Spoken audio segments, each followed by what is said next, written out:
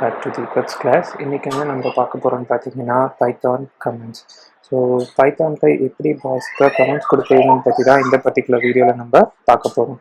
So first வந்து பார்த்திங்கன்னா எதுக்காக கமெண்ட்ஸ் யூஸ் பண்ணுறோம் பார்த்தீங்கன்னா, ஒரு சின்ன இன்ஸ்ட்ரக்ஷன்ஸ் மாதிரி ஒரு ப்ரோக்ராம் இருக்குது, இல்லை வேறு யாராவது வந்து நம்ம கோடை ரீட் பண்ணுறாங்கன்னு வச்சுக்கோங்களேன், அவங்களுக்கு அந்த கோடு ஈஸியாக புரியறதுக்காக ஒரு சின்ன சின்ன இன்ஸ்ட்ரக்ஷன்ஸ் அந்த கோடில் நம்ம கொடுக்குறோம். ஒரு பெரிய கோடு இருக்கும்போது ஏன்னா நிறைய பிளாக்ஸ் இருக்கும் இல்லையா, ஸோ பார்க்குற எல்லாருக்கும் அது புரியாது. நம்மளுக்கே சம்டைம்ஸ் வந்து நிறைய பிளாக் இருக்கும்போது எதுக்காக இந்த பிளாக் எழுதுறோன்றது சில கன்ஃபியூஷன்ஸ் வரும். ஸோ அதுக்காக ஈஸி அண்டர்ஸ்டாண்டிங்காக அங்கங்கே ஒரு இன்ஸ்ட்ரக்ஷன்ஸ் கொடுப்போம். ஸோ அந்த மாதிரி இன்ஸ்ட்ரக்ஷன்ஸ் கொடுக்கறது தான் இந்த கமெண்ட்ஸ்ன்னு சொல்லுவாங்க. இந்த கமெண்ட்ஸ்ன்ற கான்செப்ட் வந்து இந்த பர்டிகுலர் பைத்தான் ப்ரோக்ராமில் மட்டும் இல்லை, எல்லா ப்ரோக்ராமிங் லாங்குவேஜஸ்லுமே இந்த கமெண்ட்ஸ் கான்செப்ட் இருக்குது. பட் ஒவ்வொரு ப்ரோக்ராமிங் லாங்குவேஜஸ்லையும் அந்த கமெண்ட்ஸ் வந்து எப்படி கொடுக்குறோன்றது வந்து லைட்டாக வேரி ஆகும். ஸோ இந்த வீடியோவில் நம்ம என்ன பார்க்க போகிறோம் பார்த்தீங்கன்னா, பைத்தானில் எப்படி அந்த கமெண்ட்ஸை கொடுக்கறது. ஸோ இப்போ வந்து பார்த்தீங்கன்னா நான் இங்கே பிரிண்ட் ஜஸ்ட் பேசிக் பிரிண்ட் ஸ்டேட்மெண்ட் கொடுத்துருக்கேன், வெல்கம் டு தீபக்ஸ் கிளாஸ்ன்னு கொடுத்துருக்கேன். ஸோ இப்போ நான் இதை வந்து எக்ஸிக்யூட் பண்ணேன்னு பார்த்தீங்கன்னா எனக்கு இங்கே அவுட்புட் வந்து வெல்கம் டு தீபக்ஸ் கிளாஸ்ன்னு இருக்குது. ஸோ இப்போ என்ன பண்ண போகிறோம் பார்த்தீங்கன்னா, எனக்கு ஜஸ்ட் ஒரு இன்ஸ்ட்ரக்ஷன்ஸ் கொடுக்கணும். நான் இங்கே ஜஸ்ட் ஒரு கமெண்ட் கொடுக்குறேன்னு வச்சுக்கோங்க. ஸோ அந்த கமெண்ட் எப்படி கொடுக்கணும் பார்த்தீங்கன்னா, ஜஸ்ட் ஆஷ்ன்னு கொடுத்துட்டு நீங்கள் என்ன வேணுமோ அங்கே உங்களுக்கு தேவையான இன்ஸ்ட்ரக்ஷன்ஸ் கொடுத்துக்கலாம். Like this is my instruction, ஓகேவா. ஸோ இப்போ நான் வந்து எக்ஸிக்யூட் பண்ணேன்னு பார்த்தீங்கன்னா எனக்கு வந்து மறுபடியும் வெல்கம் டு தீபக்ஸ் கிளாஸ் மட்டும்தான் அவுட்புட்டில் இருக்கும். ஏன்னா சாஃப்ட்வேர் வந்து இந்த ப்ரோக்ராம் வந்து ரன் பண்ணும்போது என்ன ஆகுன்னு பார்த்தீங்கன்னா, இதில் ஆஷ்ன்னு கொடுக்குற எல்லாத்தையுமே ஆஷ்க்கு அப்புறம் இருக்கிறது எல்லாமே அது இக்னோர் பண்ணிடும் சாஃப்ட்வேர் பை டிஃபால்ட்டாகவே. ஸோ அதனால் அந்த இடத்துல நம்ம என்ன கமெண்ட்ஸ் கொடுத்தாலுமே அதை வந்து அது கன்சிடர் பண்ணிக்காது. ப்ரோக்ராம் வந்து எக்ஸிக்யூட் பண்ணும்போது அது எல்லாத்தையுமே அது இக்னோர் பண்ணிக்கும். ஸோ இந்த இது வந்து நீங்கள் வந்து ஜஸ்ட் ஏதாவது ஒரு இன்ஸ்ட்ரக்ஷன் வந்து சென்டென்ஸை தான் கொடுக்கணுன்ட்டு அவசியம் கிடையாது. ஃபார் எக்ஸாம்பிள் நான் இப்போ வந்து இந்த பிரிண்ட் ஸ்டேட்மெண்ட்டே இருக்குன்னு வச்சுக்கோங்களேன். ஸோ இதை ஜஸ்ட் நான் காப்பி பண்ணிட்டு இங்கே பேஸ்ட் பண்ணுறேன், ஓகேவா. ஓகே 2 டைம்ஸ் இருக்குது இப்போ, ஓகேவா. ஸோ நான் இப்போ வந்து எக்ஸிக்யூட் பண்ணேன்னு பார்த்தீங்கன்னா எனக்கு இங்கே வந்து அவுட்புட் வந்து 2 டைம்ஸ் எக்ஸிக்யூட் ஆகிருக்குது. ஸோ நான் இப்போ ஜஸ்ட் இங்கே போயிட்டு ஒரு ஆஷை மட்டும் ஆட் பண்ணுறேன்னு வச்சுக்கோங்களேன். இப்போ நான் எக்ஸிக்யூட் பண்ணேன்னு பார்த்தீங்கன்னா எனக்கு மறுபடியும் அவுட்புட் ஒரே ஒரு வாட்டி தான் இருக்கும். ஏன்னா ஃபர்ஸ்ட் லைன் வந்து ஆஷ்க்கு அப்புறம் வர்றதுனால அது வந்து அது சாஃப்ட்வேர் வந்து இக்னோர் பண்ணிக்குது. ஸோ இதில் வந்து என்ன நீங்கள் தெரிஞ்சுக்கணுன்னா, நீங்கள் வந்து நார்மல் சென்டென்ஸ் கொடுத்தா மட்டும்தான் இந்த ஆஷ்க்கு அப்புறம் அது வந்து கமெண்ட்ஸாக எடுத்துக்கணும்னு கிடையாது. நீங்கள் ஒரு ப்ரோக்ராம் கோடையே அந்த இடத்துல வச்சாலுமே ஆஷ்க்கு அப்புறம் இருந்துச்சுன்னா அதை வந்து அது இக்னோர் பண்ணிடும். சாஃப்ட்வேர் வந்து பை டிஃபால்ட்டாகவே அதை வந்து இக்னோர் பண்ணிடும். இந்த ஆஷ் கமெண்ட் வந்து நீங்கள் இங்கே தான் கொடுக்கணுன்ட்டு அவசியம் கிடையாது. ஸோ இப்போ இந்த இதே ஆஷ் கமெண்ட்டை வந்து நான் ஒரு கோட் லைனுக்கு அப்புறம் வந்து திஸ் இஸ் எ கமெண்ட்டுன்னு கொடுக்குறேன்.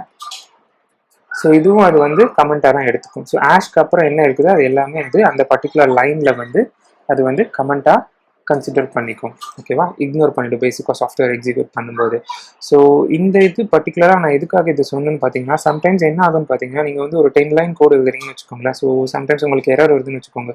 ஸோ உங்களுக்கு எரர் வந்து ஒரு 3 லைன்ஸ்னால தான் வருதுன்னு உங்களுக்கு டவுட் இருக்குது. பட் ஆனால் அது கன்ஃபார்மாக அந்த 3 லைன்ஸ் தான் தெரியலனா சம்டைம்ஸ் ப்ரோக்ராமர்ஸ் என்ன பண்ணுவாங்கன்னு பார்த்தீங்கன்னா, அந்த 3 லைன்ஸை மட்டும் இன்ஆக்டிவ் பண்ணிட்டு மிச்சம் இருக்க கோடை செக் பண்ணுவாங்க. அப்புறம் அந்த 3 லைன்ஸில் தான் பிரச்சனைன்னு தெரிஞ்சிச்சுன்னா அதை வேறு ஏதாவது எடிட் பண்ணுவாங்க. இப்போ அப்படி 3 லைன்ஸில் பிரச்சனை இல்லைன்னா அதை விட்டுட்டு வேறு எங்கே இருக்குன்னு கான்சென்ட்ரேட் பண்ணுவாங்க. ஸோ அந்த மாதிரி டைமில் ஜஸ்ட் டெம்பரரியாக அந்த 3 லைனை இன்ஆக்டிவேட் பண்ணணும்னு வச்சுக்கோங்களேன். ஸோ அந்த மாதிரி டைமில் கோடுக்கு இந்த மாதிரி நீங்கள் ஆஷ் ஆட் பண்ணி நீங்கள் வந்து அதை டீஆக்டிவேட் பண்ணிக்கலாம். ஸோ இப்போ வரைக்கும் நம்ம பார்த்துருக்கிறது எல்லாமே பார்த்தீங்கன்னா சிங்கிள் லைன் கமெண்ட்ஸ்னு சொல்லுவாங்க. ஸோ அடுத்து மல்டி லைன் கமெண்ட்ஸ் எப்படி கொடுக்கலான்னு பார்த்தீங்கன்னா, நீங்கள் இதையே திருப்பி நான் ஒரு 10 டைம்ஸோ இல்லை 100 டைம்ஸோ கொடுத்தனாலும் அது வந்து கன்சிடர் பண்ணிக்கும். ஸோ இது வந்து மல்டி லைன் கமெண்ட். ஸோ இங்கே பார்த்தீங்கன்னா இப்போ ஒரு 5 டைம்ஸ் கொடுத்துருக்கேன். இப்போ நான் எக்ஸிக்யூட் பண்ணனாலும் பார்த்தீங்கன்னா திருப்பி எனக்கு ஒரே ஒரு வாட்டி தான் அது அவுட்புட் கொடுக்குது. ஏன்னா இந்த ஒரு லைன் மட்டும்தான் அது கன்சிடர் பண்ணும். வச்சிருக்கிற 5 லைன்ஸுமே இது மல்டி லைன் கமெண்ட்ஸாக நம்ம கொடுத்துட்டோம். ஆஷ்னு கொடுக்கறதுனால எல்லா லைன்லையுமே இது வந்து எடுத்துக்குது. ஸோ நீங்கள் இப்போ ப்ராக்டிக்கலாக பார்த்தீங்கன்னா நீங்கள் ஒரு 50 லைன்ஸ் எழுதிருக்குன்னு வச்சுக்கோங்களேன். அந்த 50 லைன்ஸ் ஜஸ்ட் டெம்பரரியாக இன்ஆக்டிவேட் பண்ணால் இந்த மாதிரி ஆஷ் வந்து 50 லைன்ஸ்னு கொடுக்குறது வந்து ப்ராக்டிக்கலாக சாத்தியம் கிடையாது.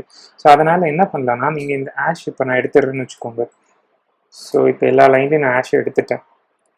ஸோ இப்போ எனக்கு இப்போ நான் எக்ஸிக்யூட் பண்ணுறேன்னு வச்சுக்கோங்களேன். 3 + 3. ஸோ இப்போ டோட்டலாக எனக்கு வந்து பார்த்தீங்கன்னா இந்த கோடு வந்து எனக்கு 6 டைம்ஸ் வந்து எக்ஸிக்யூட் ஆகிருக்கு. ஸோ நான் என்ன பண்ணுறேன்னு பார்த்தீங்கன்னா, இப்போது இந்த 5 லைன்ஸும் அட் ஸ்டேஜில் வந்து எனக்கு இன்ஆக்டிவேட் பண்ணணும்னா நான் என்ன பண்ணுன்னா, இந்த இடத்துல வந்து ட்ரிபிள் கோட்ஸ் கொடுத்துட்றேன், ஓகேவா. ஸோ ஓகே பை டிஃபால்ட்டாக இது வந்து ப்ரோக்ராமேட்டிக்கலாக எடுத்துக்குது. 3 கோட்ஸ் கொடுத்துட்றேன். ஸோ அதே மாதிரி இங்கேயும் நான் ட்ரிபிள் கோட்ஸ் கொடுத்துட்டேன்னா இந்த பர்டிகுலர் 5 லைன்ஸ் வந்து டோட்டலாக ஒரே இடத்துல வந்து இது இக்னோர் பண்ணிது.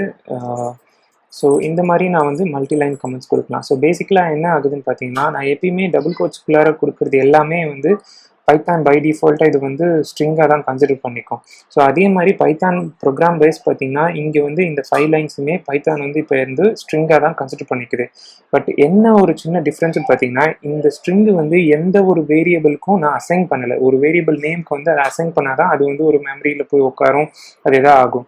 பட் வந்து இப்போ நம்ம இதுக்கு வந்து எந்த ஒரு வேரியபிளுமே அசைன்மெண்ட் பண்ணாததுனால இது ஜஸ்ட் ஒரு ஸ்ட்ரிங்கு. பட் ஆனால் இது எதுவுமே வேரியபிளுக்கு அசைன் ஆகாததுனால பைத்தான் ஜஸ்ட் கோடை எக்ஸிக்யூட் பண்ணும்போது ஜஸ்ட் பார்த்துட்டு இக்னோர் பண்ணிக்கிட்டு போயிட்டே இருக்கும். ஏன்னா இது வந்து ஸ்டோர் பண்ணுறதுக்கு நம்ம ஒரு ஸ்பேஸ் கொடுக்கல இல்லையா. ஸோ அதனால இந்த கமெண்ட்ஸ் வந்து மல்டிலைன் கமெண்ட்ஸாக யூஸ் பண்ணுறது வந்து எங்கேயும் போய் ஸ்டோர் ஆகுது, எதுக்கும் வந்து அசைன் ஆகாது, எந்த ஒரு வேரியபிளுக்கும் அசைன் ஆகாது.